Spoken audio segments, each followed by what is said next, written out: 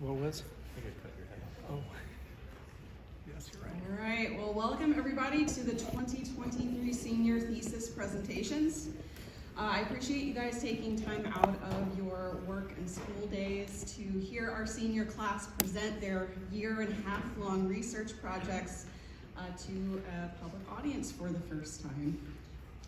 At Providence, the Senior Thesis serves as the capstone project for our high school students, one that builds on everything they've learned through their previous years of education here. The project begins in junior year, when each student chooses a topic that interests them and one that they believe is important. The project culminates in a 15 to 20 page long paper and this formal, though brief, presentation of their work to the school community. Today we will hear from seniors Katrin Bosch and Cole Stout.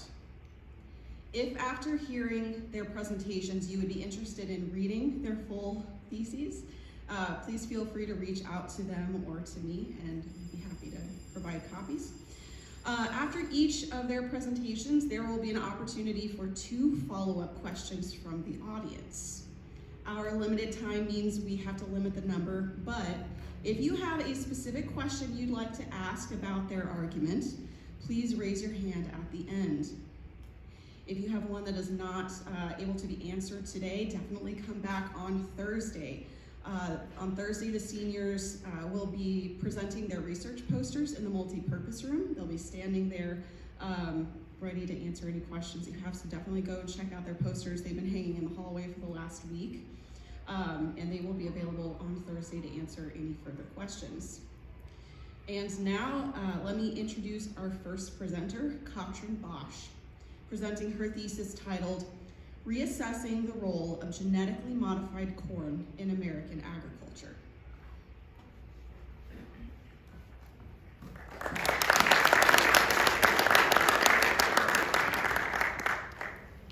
In 1994, scientists developed the first genetically modified food, the Flavor Saver tomato. This tomato had longer shelf life and better flavor than other tomatoes on the market.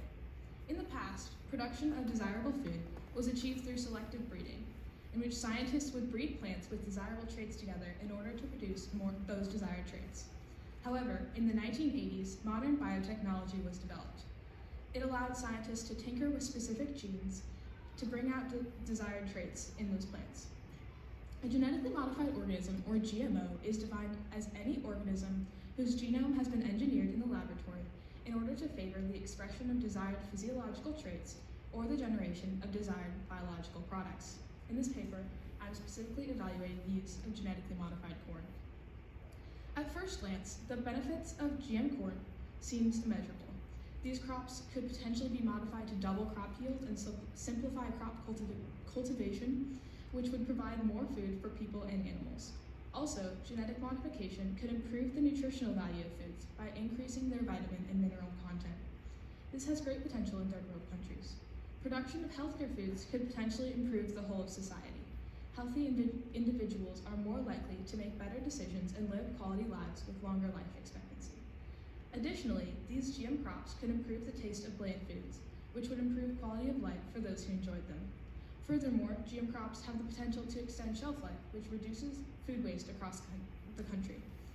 Genetic modification can also increase the variety of climates in which specific foods can be grown. This creates the potential for food to be eaten fresh, since it has been grown in a nearby farm. Many of these noble aspirations have already been achieved through gene editing. Genetically modified corn has become widespread in the United States and is now found in most parts of the food industry, anywhere from paper products to high fructose corn syrup. One important factor to note about genetically modified corn is that it is almost exclusively grown with pesticides and herbicides. To eliminate the need for any type of regular weeding, the corn has been engineered to be pesticide resistant. Thus, we are subjecting plants to numerous pesticides. The United States should greatly reduce its use and enforce labeling for genetically modified corn due to the associated risks to humans and the environment. It should be reduced to a point where there is a genuine option for consumers to be informed about the genetic modification of the foods they are eating. As Christians, everything we do should be in accordance with Scripture. Though the Bible says nothing specifically about genetic modification, One of the first tasks God appointed us to was to work and tend his creation in the Garden of Eden. Cultivating the earth is a good and noble task, but farming in a way that will degrade the earth is against God's plan for humanity. We should steward the earth out of respect, since it is a gift from God. The widespread use of genetically modified corn is associated with various negative effects on human health. Many children have developed allergic reactions to genetically modified corn, as its use has skyrocketed in the last decades. Enterotoxins, a type of toxin which harms the intestines, are engineered into genetically modified corn to make it pest resistant. Many people have exhibited a chronic allergic reaction to these toxins because they disrupt the inner lining of the intestines by poking holes in cell membranes, thus causing cell death. Other proteins spread into genetically modified crops have also caused allergic reactions. This shows just one way in which engineering plants to be pesticide resistant has been detrimental to the health of children. Furthermore, chemicals sprayed on genetically modified corn have been dangerous to farmers and nearby inhabitants. In addition to the negative effects on humans, the use of genetically modified corn has led into the introduction of pesticides into soil and groundwater, impacting many types of life. American novelist and environmentalist Wendell Berry famously said, "There is in fact no distinction between the fate of the land and the fate of the people. It is important that we are carefully regulating and caring for our land so that humans and all living beings can thrive." We do know about the tangible negative effects which genetically modified crops have on our environment. Because of the immense number of chemicals we spray on them, pesticides seep into the soil and contaminate groundwater. This groundwater is used by plants and animals and can be extremely dangerous if contaminated. Pesticides can kill microorganisms and good bacteria in the soil, which are essential for any ecosystem. According to the United States Geological Survey, pesticides can also cause poisoning, headaches, dizziness, gastrointestinal disturbance, numbness, weakness, and cancer to humans. They can destroy the nervous system, thyroid, reproductive system, liver, and kidney. These are serious problems and can be life-threatening. Moreover, even if a farmer decided to grow non-genetically modified or organic corn, they would need to isolate their farm, adding costs to an already expensive venture. Genetically modified and non-genetically modified corn cannot coexist. Contamination is a highly prevalent issue in agriculture. 1 of 3 United States farmers, when polled, claimed that they had dealt with genetically modified contamination. Of them, 52% reported losing business on contaminated crop loads. In this way, not only is GM farming detrimental to human and environmental health, it is also prohibitive to farmers who would pursue healthier farming practices. Furthermore, we need to acknowledge that we know very little about the long-term impact of genetically modified crops on our environment. GM crops have been around for less than a century, so their impact on the environment is unknown. We can speculate and observe some negative effects, but we will not truly know what we are doing to our land until it is too late and problems have already arisen. One example of this is the flavor saver tomato, the first food to enter the genetically modified food to enter the market. When modifying this tomato, a strand of DNA is inserted into existing tomato DNA. For years, it was thought that just a small portion of DNA actually made its way into the cell. However, recently a test was performed to examine whether the whole strand made it into the tomato DNA or just the assumed part. Results came back that 30 or 40% of the time, all of the DNA strand made it into the crop. Though this may seem like an inconsequential detail since this tomato seems to be perfectly safe for human consumption, it shows just one example of the unknowns in the world of genetic modification. If one of the most common GM foods has unknown extra DNA in it, what unknown issues could arise in the future because of it? What other approved GM foods have unknown DNA in them, which could be potentially harmful to humans and the environment? This calls for scientists to proceed with caution when developing new types of genetically modified foods. Many other countries have also noted the negative effects and implemented stricter restrictions than the United States. France, Germany, Austria, Greece, Hungary, the Netherlands, Latvia, Lithuania, Luxembourg, Bulgaria, Poland, Denmark, Malta, Slovenia, Italy, Mexico, and Croatia have all entirely banned GM foods. Australia and Japan require labeling for GM foods. Therefore, the United States should consider the decisions of those countries who have erred on the side of caution for this issue. We should value the safety of our citizens over the expense of non-genetically modified crops. Labeling should serve to protect citizens from unnecessary dangers. The food industry in the United States is very important to the overall health of the nation, so we should proceed cautiously when tinkering with any part of it. GM crops are a large part of the industry, so we should provide a profitable replacement for them. We should seek to use selective breeding in place of genetic modification wherever possible. This uses crossbreeding of existing plants with specific characteristics to gain those characteristics in daughter plant. This is more acceptable because it's not tinkering with specific genes and playing God. However, for the average person, the main problem with looking for an alternative to GM corn is the near monopoly on the market. 92% of the corn in the United States is genetically modified, so non-GM corn is hard to acquire and expensive. Many grocery stores only stock GM corn, and labeling is not required in the United States. Because many people could become sick from this product, labeling should be required for it to be stocked on grocery store shelves. Though the continued use of genetically modified corn has brought harm in many ways to the United States, there is the potential to use GM crops to benefit nutrition in third world countries. Both differences in the environment and in socioeconomic status of those living in the countries should inform the use of GM corn in those places. GM corn should be reduced in order to save the environment in the United States. However, in third world countries, saving human lives should trump the potential to save the environment. I elaborate on this point more in my full thesis. In conclusion, the United States should enforce labeling and greatly reduce its production of genetically modified corn because of the inherent danger toward human and environmental health. We should be mindful of the generations which will come after us and steward God's gift of the earth well. We should be informed of the various ways that we can improve the world and use them not selfishly, but with temperance, wisdom, humility, and love towards our neighbor.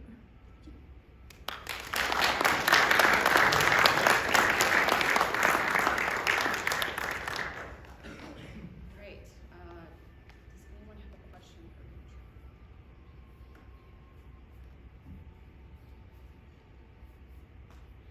Mr. Duvier? Is this a problem of degree or a problem of kind? Because you spoke of them not just modifying the product itself, but adding in things to make it resistant to pesticides.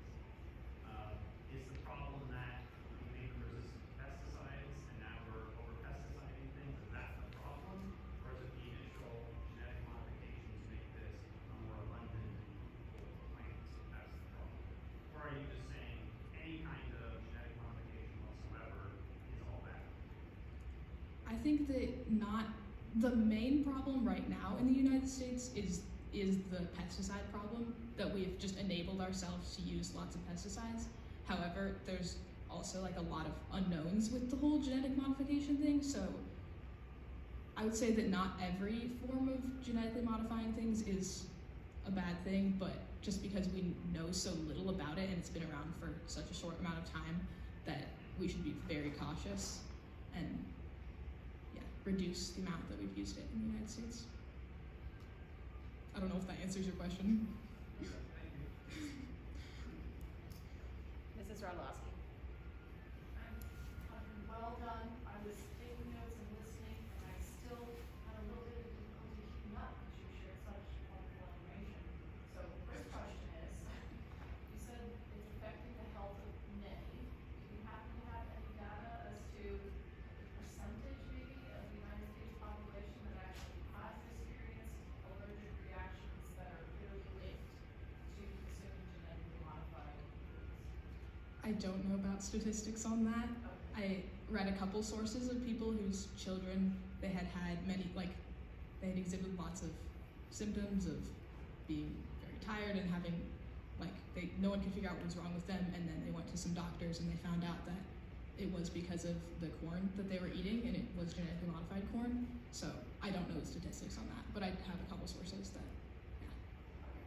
So, second to the follow-up.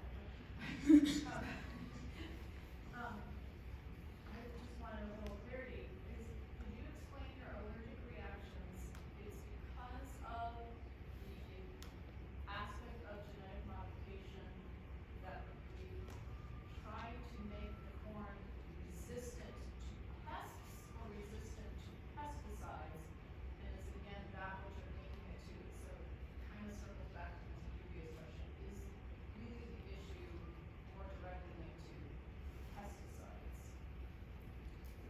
yeah, I think that enterotoxins are to make the corn pesticide resistant.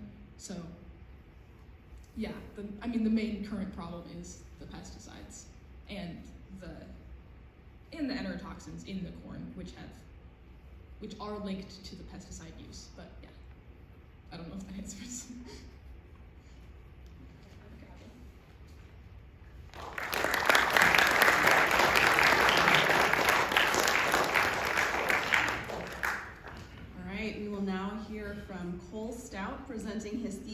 entitled Colonizing Mars, a Pragmatic and Philosophical Perspective.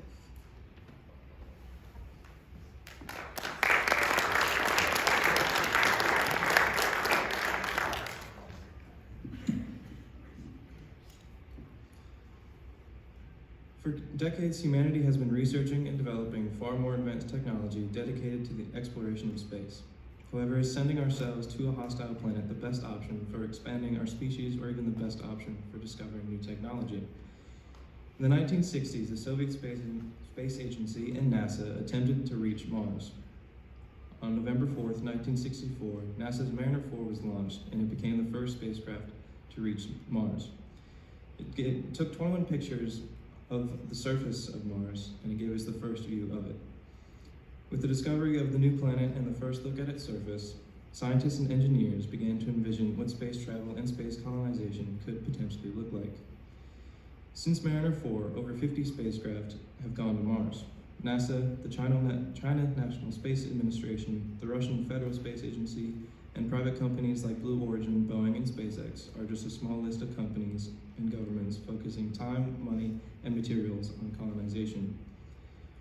One man has been the face of reaching towards colonization. Elon Musk established SpaceX on March 14, 2002, with an initial goal to make commercial spaceflight possible for the average person.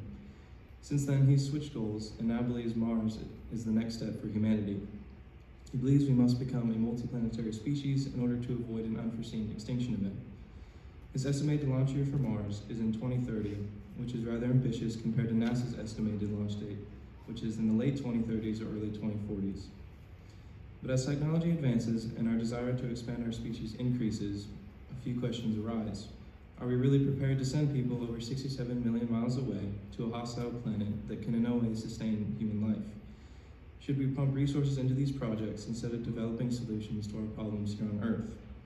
While we can agree that humans are a species of exploration and that we find joy and a sense of accomplishment in discovering new places and inhabiting them and developing better technology, the goal of establishing a colony on Mars in the next few decades seems rather ambitious.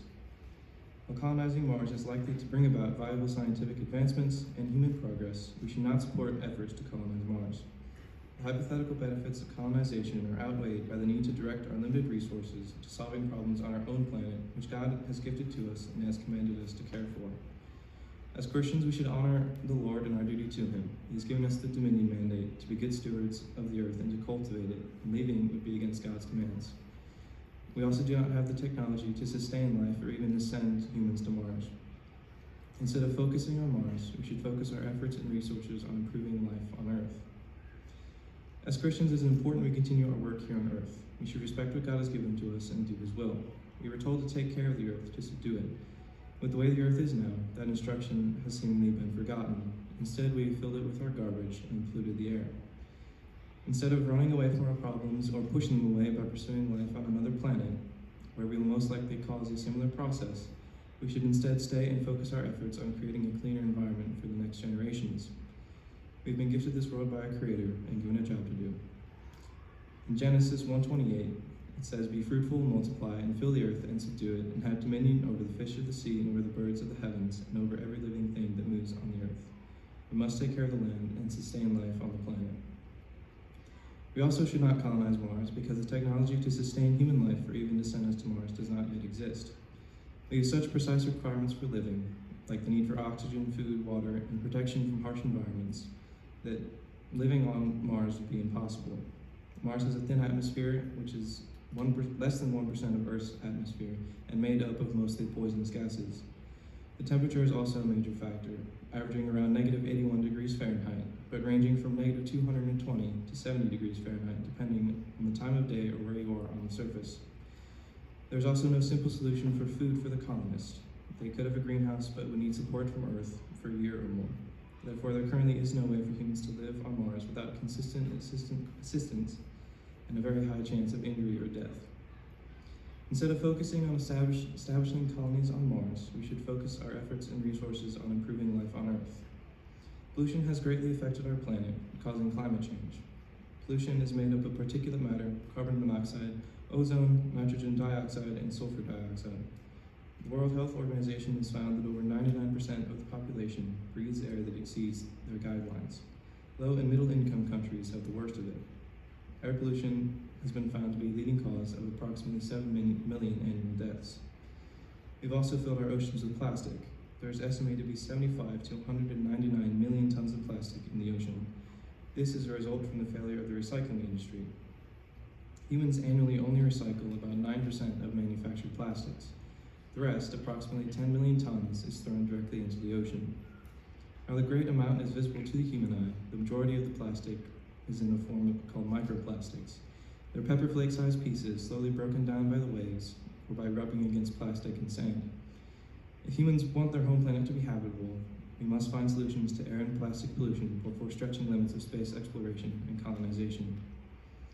In contrast to staying on Earth, considering slowly growing problems and a slowly growing population on Earth, as well as potential benefits that can come from expanding into space, many argue that humans should work towards engineering equipment and beginning the process of sending humans to Mars to make humanity a multiplanetary species. With a slowly deteriorating Earth and a growing population, those supporting colonization say we should look to the stars. We have only one planet in our solar system that could be habitable in the near future. While it is too cold for water to exist on its surface, we could create an atmosphere on Mars, creating a warmer climate, allowing for water and the potential growth of life. Colonization of the planet could result in discoveries that would potentially profit our situation on Earth. We would also be closer to the asteroid belt, and we could send out mining fleets and gather the vast amount of minerals in the hundreds of asteroids. With the planet colonized, we could continue to grow our population. The Earth has restricted us in the way that there is 71% of the surface that is uninhabitable because of the oceans. So with another planet colonized, we could grow beyond the limits of Earth. The economy would continue to grow, and humanity would advance in knowledge and technology. With colonization comes the need for new technology to get us there. NASA is continuing to advance their technology, like advanced thrusters, which are lighter, more efficient, and have a higher quantity of thrust. This would allow for missions between Mars and Earth to be a lot shorter. They've also vastly improved spacesuits and their power supplies. Although our most important problems to consider are here on Earth. Earth is in greater need of our efforts and resources than Mars. If Earth is ignored and left to deteriorate, all hopes of reaching Mars can be left behind. Without a home planet and base of operations to help establish a Martian colony, humanity would not survive. From a Christian perspective, Mars shouldn't be colonized. God commands us to have dominion over the Earth, and to cultivate it. For all of creation and thousands of years, we've been instructed to do this. Leaving Earth and pursuing colonization is turning aside from God's commandment. While it potentially could advance human technology and boost the population, and also limit the chance of extinction, the most important job for humanity is the continued growth, development, and cultivation of Earth. In conclusion, while colonizing Mars is likely to bring about valuable scientific advancements and human progress, we should not support efforts to colonize Mars. The hypothetical benefits of colonization are outweighed by the need to direct our limited resources to solving problems on our own planet, which God has gifted to us and has commanded us to care for. As Christians, it is important we continue our work here on Earth and respect what God has given to us and continue to do His will. We must take care of the Earth and cultivate it, and not let it rot beneath our feet. We also do not have the technology to sustain human life or even send us to Mars. Instead of focusing our efforts on Mars and the potential colonization of another planet, we should focus our time, money, and resources on improving the Earth for the generations to come. Thank you.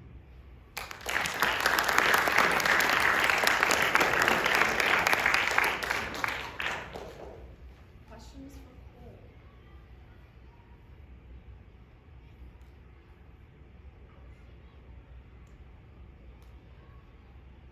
Any question? Mrs. Radlowski? I have to commend both of you for picking such scientific topics for thesis. Am I understanding you correctly in your recommendation that we must choose one or the other, as in stewarding the Earth or pursuing space exploration?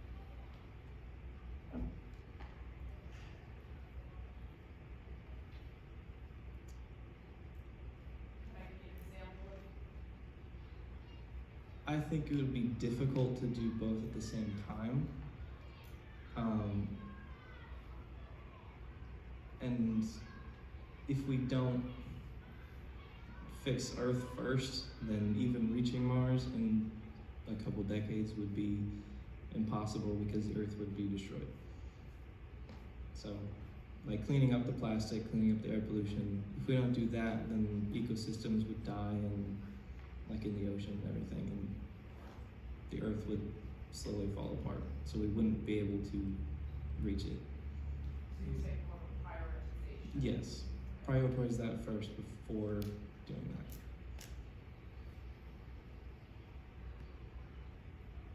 Maybe more personal follow-up question. Sure. What might you recommend to this young generation that you personally intend to do to participate in better stewards of the earth?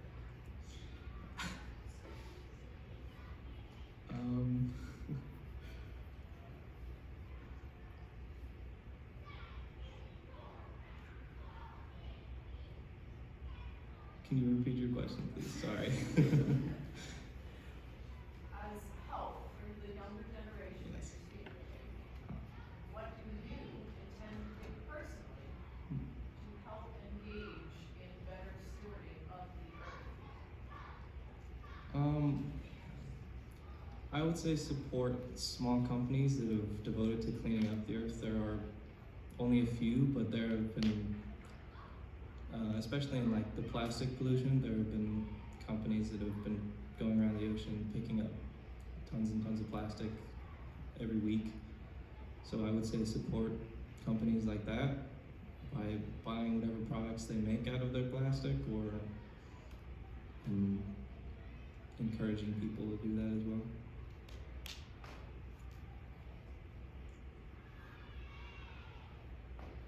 Any other questions?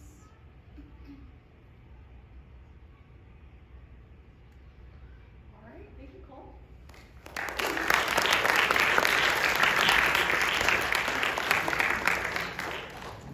Well, that concludes this year's thesis presentations. Thank you all again for being here today.